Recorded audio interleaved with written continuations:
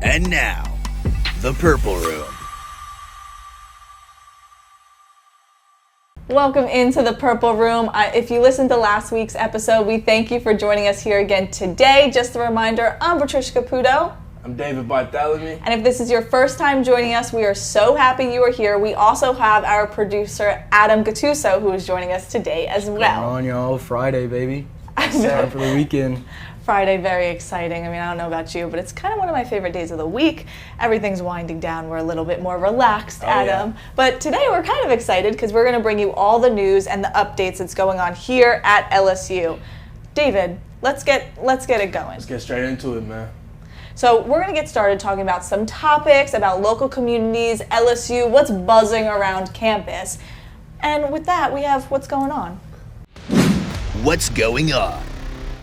Well, first thing that's going on over here, New Orleans Saints tight end Jimmy Graham, he's about to participate in the Arctic Challenge July 2025. He's going in with a Navy SEAL, a U.S. Olympian, and someone else like the project manager. Mm-hmm.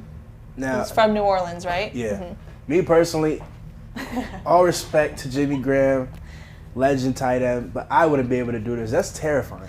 Yeah, this is really nice. I know that they're donating some money to the Jimmy Graham Foundation and a few other foundations as well. They could break a world record for the fastest time. I believe if they do it in about less than 15 days, then they will break the world record for 4 people. 15 days at sea. And he's supposed to be, it's the range of 10 to 21, I read, according to the Saints, that they could be out there for 10 days, which would probably be the least amount of time, which would be quite impossible, I would think. Or they could be out there for the longest, which would be about 21. I read they're not sleeping, or they are in 90-minute increments. I think they're sleeping.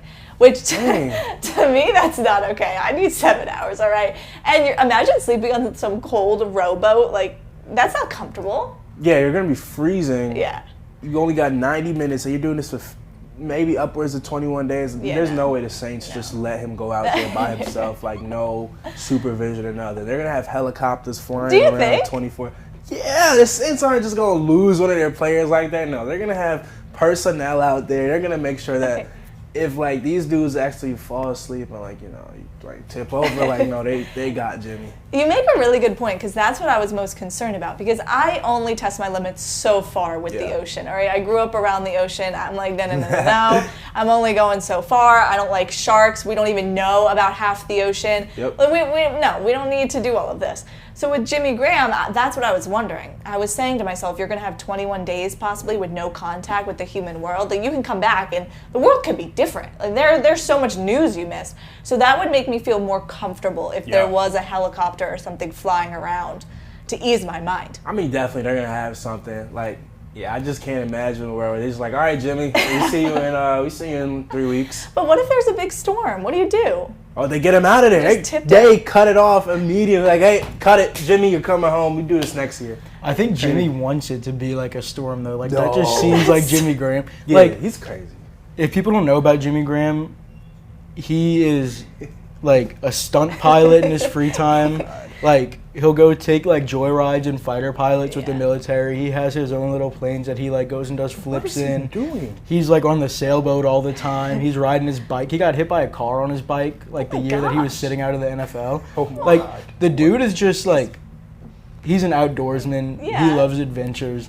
So I don't know. I feel like that would be the kind of thing, like, he wants the thrill of, like, he's rowing through a storm in the Arctic Ocean. Like, that's just, it's Jimmy Graham, you know? I mean, I guess everyone's different, but to me, it's not like it's the Atlantic or the Pacific Ocean. You're going to the Arctic Ocean. I don't know. That's just a little too out there for me. But like Adam said, if Jimmy Graham likes it, fine. Yeah, I think I respect that. Now that, I'm thinking of it, he really just sounds like a macho man. He sounds like he's out there doing everything. And he's still playing tight end, but sticking to tight ends, we got a baby one. We have Baby Gronk and Seth Trotter collab. If you don't know who Seth Trotter is, he's probably one of the most popular influencers on campus right now. He does public interviews in the quad where I ask a series of questions.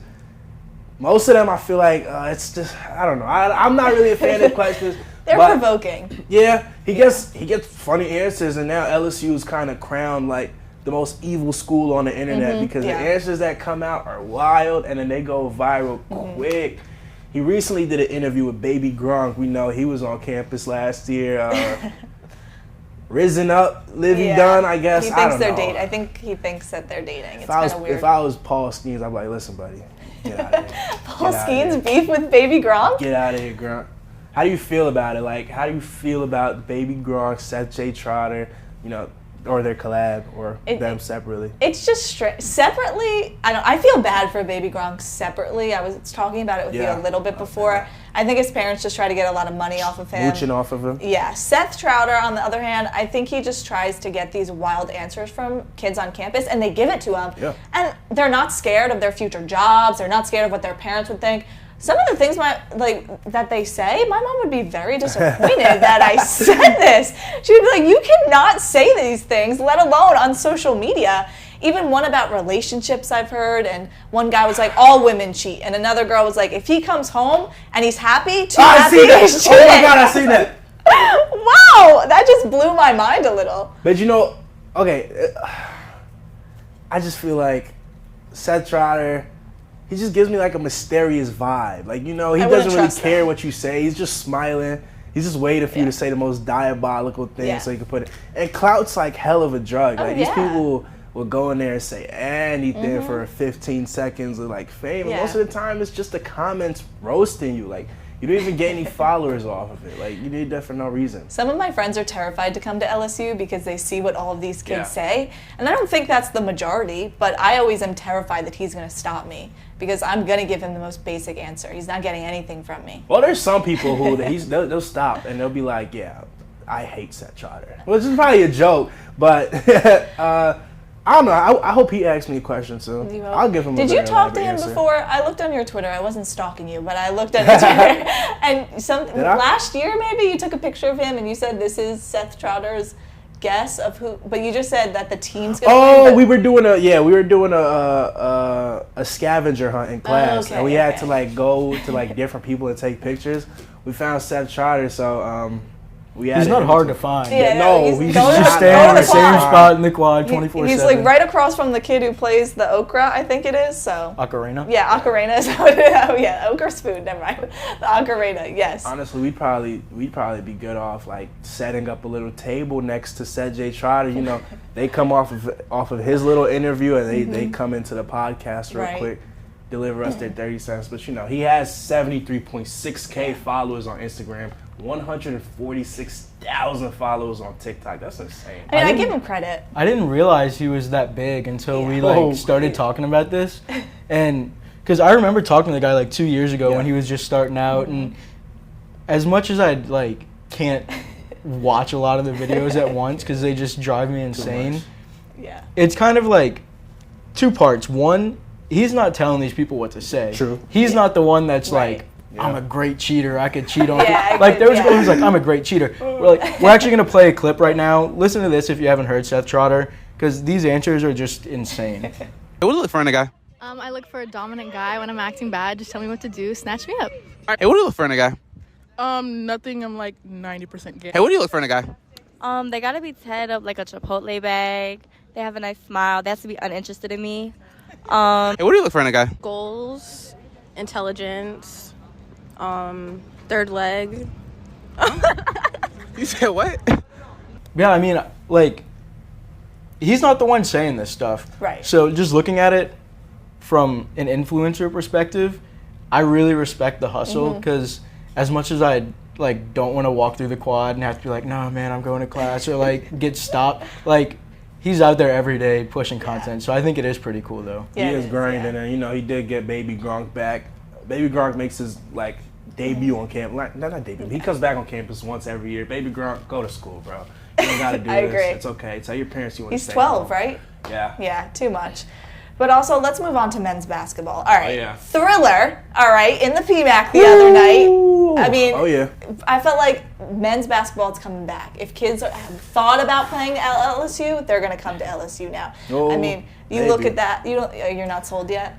But I think this is exactly what that team needed to do. Yeah, this is a good step. They beat South Carolina. They need to come in, at least keep up with Kentucky. That's all I was expecting them to do. They come in and they beat Kentucky on a buzzer beater. And I mean, even Jordan Wright with that turnover toward the end of the game allowed Kentucky to take the lead.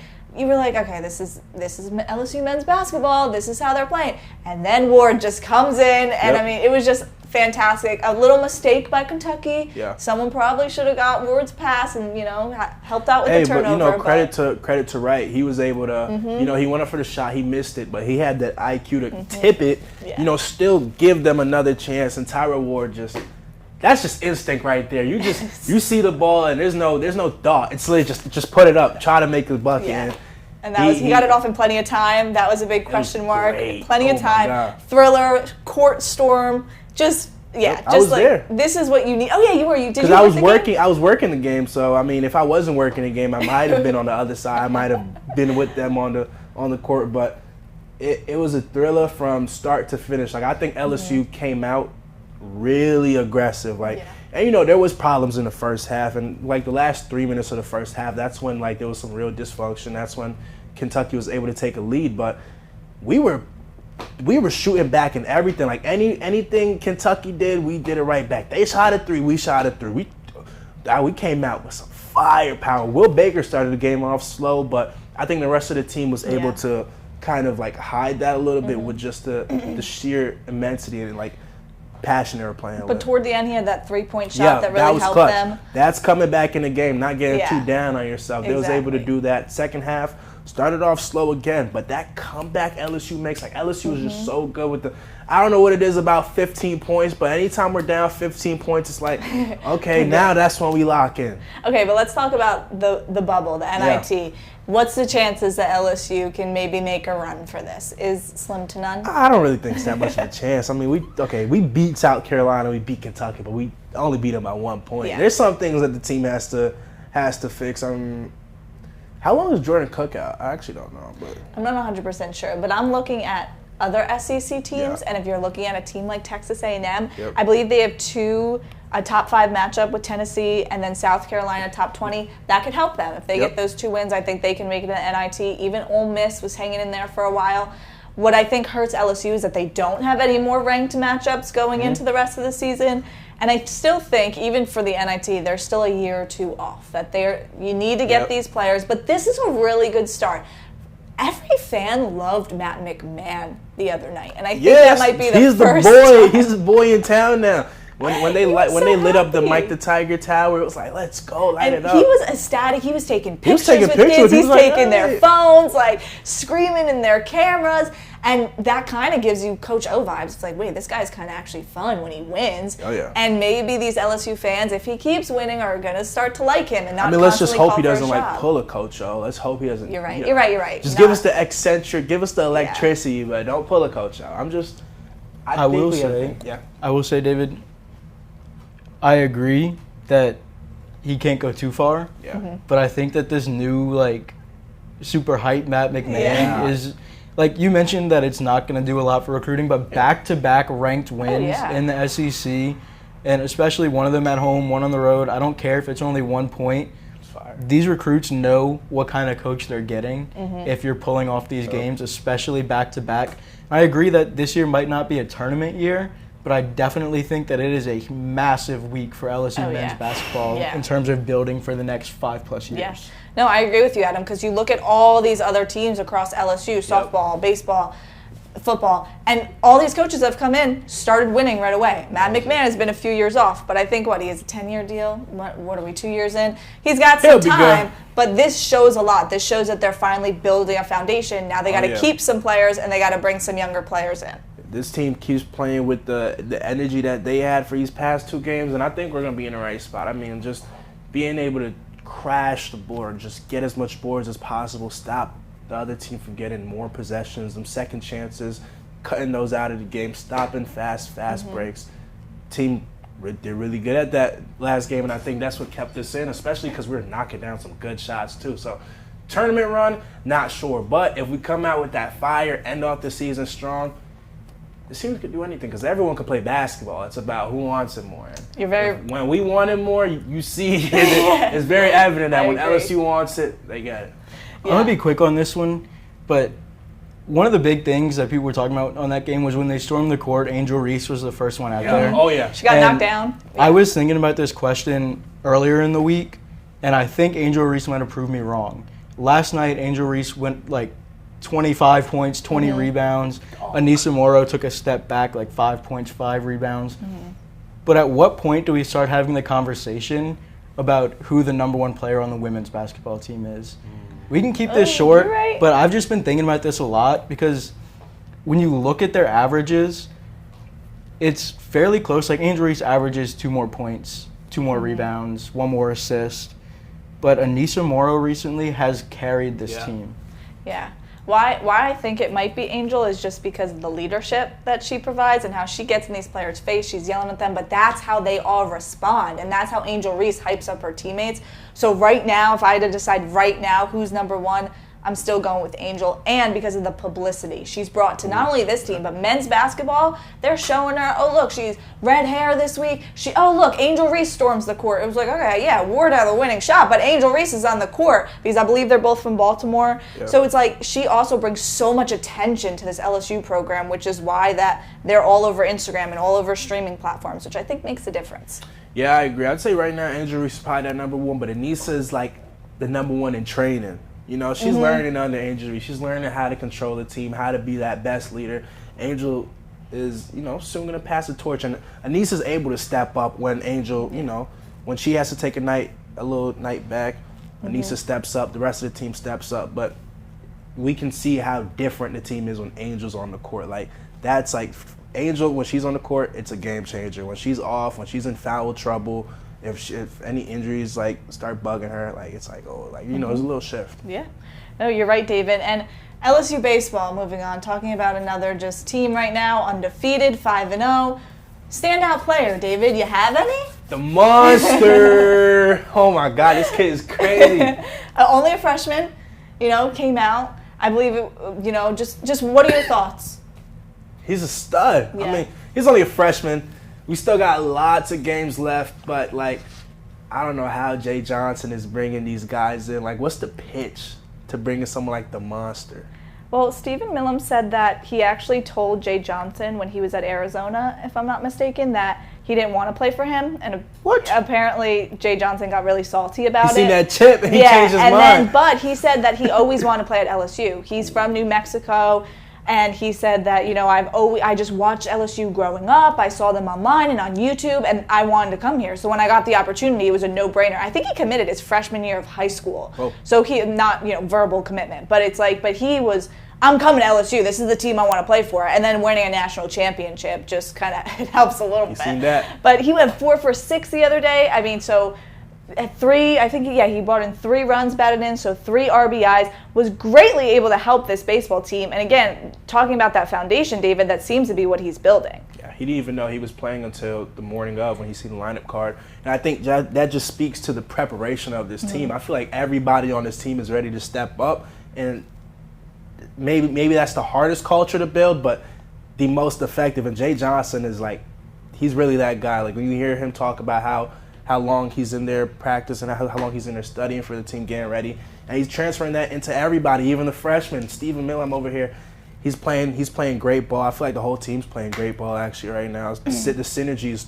like out of the roof. They got some great chemistry, and it's only going to keep building as the season goes on. You're totally right. And to go back to not knowing if you're going to play till I think he said 10:30, 11:30 in the morning. They had the game at 2 p.m. Like what? I was a baseball manager back in high school, and I remember not having the lineup card for the other team to write in the books, and I was like, oh my gosh, the game starts in half an hour, and I don't have the lineup card, and I'm not even playing the game. You know, I'm just like, I just have to write it in, and I was still freaking out. So I can't imagine being a freshman playing for LSU, one of the greatest baseball schools right now in the country, ranked at number 2, and knowing just a few hours before and being like, oh yeah, okay, I'm just going to go play. And then, again, going 4 for 6 for 3 RBIs and just having possibly one of his best games of the season. It's just that dog in him, though. I mean, like, he's been a monster since, freshman year of high school. Like, this dude's been ready for that. He didn't know he was going to play, but he knew when he was going to play, he'd ball out. I think he's starting to change the narrative on his nickname a little bit. So we heard the players over the weekend say that his mom is the one who came up with the nickname Monster because he was a bad kid. Like, true story. Like, they're saying, like, he was just a, like, really bad kid, always acting up, so his mom started calling him the Monster. Oh my God. But he's starting to transform that into, like, being a monster on the field. Yeah. You mentioned he's from New Mexico. I could be wrong, but Alex Bregman is also a New Mexico kid. One of the best infielders LSU has had in the last 10, 15 plus years. Is it too soon to start getting hopeful that this might be the next Bregman? Because, I mean, to kind of put it into perspective, he's batting, I think, 750 right now. Yeah. That means, like, 75% of the time he goes up to bat, he's getting a hit. Mm-hmm. And if you're batting, like, 300, you're great. Yeah. So he's like, and he's at 750. So, like, the stuff that he's doing as a freshman, he's like 5'8". He's a tiny dude, like, sprinting around the bases. Yeah. But he is just killing it. Is it, like, after one weekend, is it unfair to start looking forward to him being the next great infielder at LSU? The only reason I might say that it is because talking about the batting average, there was a time where I believe Gavin Dugas was batting 750 early last season, if I'm not mistaken. And then, not to say that he's a bad player, but, you know, it's not like he was a Dylan Cruz where it's like, this kid's great. So, I mean, I think to take the amount of games into it, but you got to look at him and say Alex Bregman was also one of the big reasons that he came to LSU, because he said that's who I looked up to growing up, and then he went to LSU, so I wanted to go to LSU. Like, I wanted another guy from New Mexico to come play in Louisiana. So I do think that when you have that passion, that's what makes such a difference, where this isn't a kid who's coming in for NIL money, who's saying, I just want to come here because this is where I can get the most money, or this is where maybe I can make it to the MLB in the fastest amount of time. This is a kid who's coming because of Alex Bregman played at LSU, and I believe he won a national championship here at LSU, and also because he has a passion to be here in Louisiana, to be in the boot, and that, I think, Adam, is what's going to be the difference maker if he is similar to Alex Bregman. I don't want to say the next, but we'll say similar for now. Hey, you know, I don't want to put too much pressure on a freshman, but this is LSU. We're ready to call people great after they do an amazing showing. So yes, he's the next Alex Bregman. I'm just gonna say that right now. This dude's a dog. He's the monster. He's gonna show out. He's gonna do what he does. At LSU, we expect quick results, but it's out of love. Yeah. Team loves him. The fans love him. For now. For now. He can't mess up, though. Well, that's true, because we did hate, we hated the men's basketball program look 2 at weeks ago. And now Kentucky, everyone loves them. And we love that.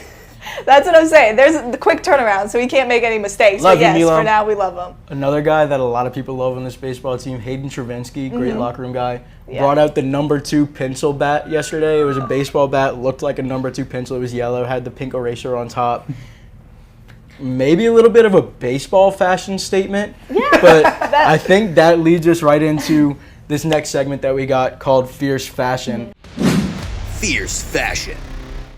David, why don't you go and tell the people what it's about? Yes, sir. Here at Fierce Fashion, we're here to break down all of the nice fashion, all the good fits that we've seen in LSU sports or around campus, and there's a whole lot. Let's start with women's basketball, what Kim had on. Okay. I really liked it because it meant business. They lost to Auburn in January. They knew that this was a big game going in, and all of a sudden Kim Mulkey comes in with a purple jacket, no sparkles, business. I believe she had a little belt, and I like the zippers. She had zippers in the left corner of the jacket. I really thought that was a nice touch. I wonder, maybe she put some game information in there. Pockets are a necessity, especially if you're a woman. So I really like that little touch to it. And again, like I said, just meant business. She needed to come in there. She needed to get a win and kind of get this team together. What did you think about it, David? Kim Mulkey's given us so much flash, so much bangers that we got to adjust sometimes. Like, we've been in the light so long, or we've been in the dark so long, or the light. When you change the scene, your eyes got to readjust. Yeah. So it was a good fit. I like it. She's good. She's going to back out the more flashier stuff for tourney, big games, maybe the last game. Last game's approaching soon, which that's pretty sad. We're gonna have to see Angel and some of the seniors go. I know, but that's all right. But David, let's talk about you for a minute. Fashion trends around campus, maybe back home in New York. What's your favorite fashion trend going on right now?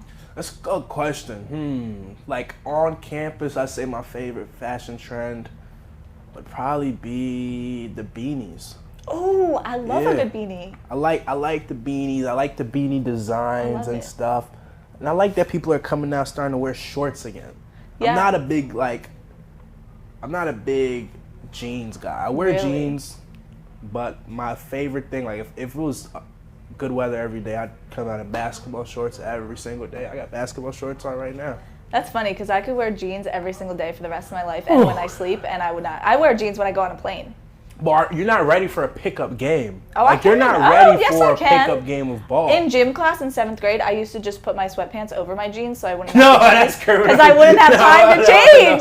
They gave us 2 minutes to change. What? Yes, so I would just like boom, boom. You're not allowed to do that. They never caught me. You're not allowed to. I was. They never caught me because I just wore big Adidas sweatpants and they never caught me. And I hooped and I did volleyball. I did track. I did everything you could possibly think of in those jeans. I need you to go to Seth Trotter and I need you to tell him that you did that. No, because then I'll be exposed. He's like, okay, so what's your craziest fashion? Skinny jeans. And I was the one who wore skinny jeans when no one else did. But guess what? This month, 50% increase in popularity. What? They're coming back. Why? Because I never let them go. Skinny jeans? I love skinny jeans. I don't know, like, you know, I always got to be ready to go on a move. Like, I never I'm know when I got ready. an impromptu basketball game, impromptu 7-on-7. Might just go to the gym. You just... I'll work out in jeans. Yeah, but you can't hit like a leg day Yes, I jeans. can. Oh, are you kidding me? Yes, I can. Bring me to the UREF right now. In my jeans, I'll be fine. Whatever, we'll save this conversation for later. All right, Dave. We'll bring this back around. Oh, yeah. If you want to show us any of your fashion statements, be sure to DM us on Tiger TV on Instagram or just, let us know, right? On Instagram, Twitter. Send us your best fashion statements or your friends. Shout them out too, Sharing is caring. Send us that so we can shout you out here right on the podcast. No sweat bets. We're going to wrap up today's show with No Sweat Bets presented by Southern Air. My favorite. David, this is, I think, again, like you said, one of your favorites. I'm always wrong. You're always right. No wonder it's your favorite. Talking about the monsters batting the 750. I mean, look at me, man. I haven't missed. Yeah, you're right. Okay, fine. When I step up, it's a homer every time, I'm telling you. Whatever, David. Keep bragging, all right? I'm happy with my losses. But what do you have for us today, David? Well, going to give you guys some great picks again. So we're going to start with LSU gymnastics tonight, Friday, February 23rd against number 5 Florida. What's there to say? LSU is going to win. Our gymnastics team is on fire. They've stayed on fire. And I think it's going to trail through. This is like, every single meet that passes, I'm getting way more confident with the fact that we might be able to go get a national championship in gymnastics. This team has not taken their foot off the gas. And if all things go good, injury-wise and everything, I think we're going to make a great run. So I got LSU on that. And I'd say my next pick, I'm a little hesitant on this because it's a game that I wouldn't really recommend anybody doing. But I'm from home. I got to represent Stony Brook. LSU versus Stony Brook. I love you, Stony. You were one of the schools I considered going to before, I made the decision to go to LSU. You're real close. You're like 30 minutes away from home, but... Aww. Long Island, right? Yeah. Long Island. Nah, it's not going to happen, guys. I'm sorry. They have one more game against LSU tomorrow at what? Like 1 p.m.? Yeah. Sorry, boys. I believe it might be Sunday. Yeah, and we're playing, they're playing today at 2. So by the time this podcast comes out, the game's going to be over. Stony Brook probably lost by another football score with 27-5. I'm sorry, boys, but take this loss and learn from it. That's all I got. You scared me for a second because I thought you were going to go with Stony Brook, and I was like, this kid's out of his mind. Hey, if I did, they'd win.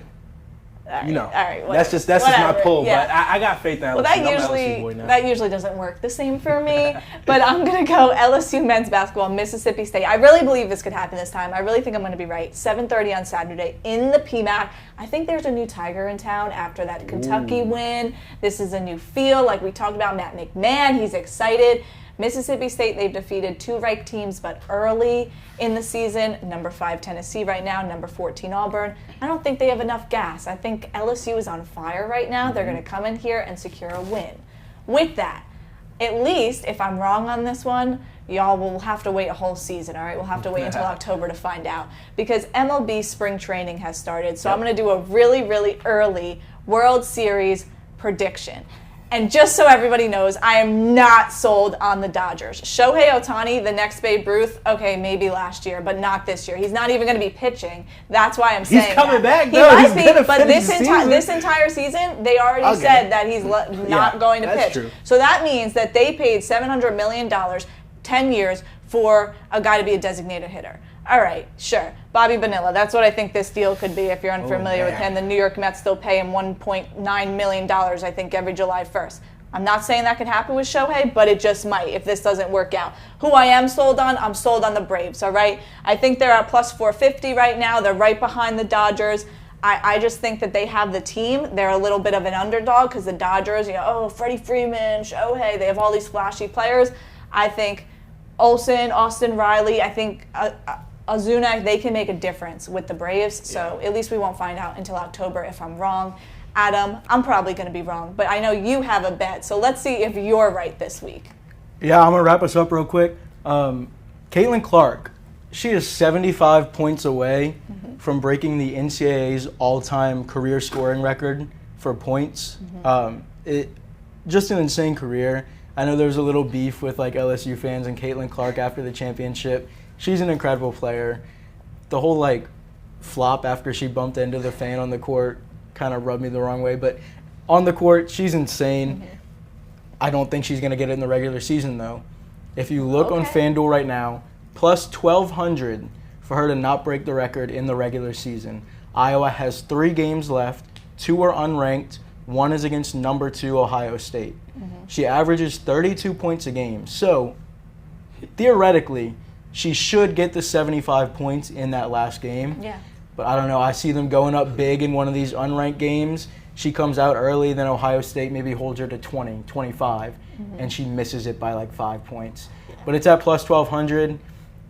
I don't know if it's a great chance, but I think it's definitely possible. Go throw $5 on it, walk away with 60. If you don't, you only lost $5. Hey, I'd throw $5 on the possibility of her making it and the possibility of her not making it, because knowing Caitlin Clark, she's just gonna pull up from logo, just boom, clutch that. And it will be interesting because she will break Pistol Pete's record, so that LSU beef might just increase a little bit more than it already was. They're not so. I've seen comments. They're sorry, Pete did it. Pete did it with no 3-point line. They're out your mind. They're not having it for Caitlin Clark, but it's something that maybe Adam will be right. We'll just have to wait and see if she can really break this record. Hey, let's see if we hit on the no sweat bets, guys. Yeah, I already lost, but it's fine. I think you and Adam did great. We just know my history. But that's all we have for you today from the Purple Room. If you liked hanging with us, be sure to hang with us again next week, same time. I'm Patricia Caputo. I'm David Bartholomew. And this has been the Purple Room.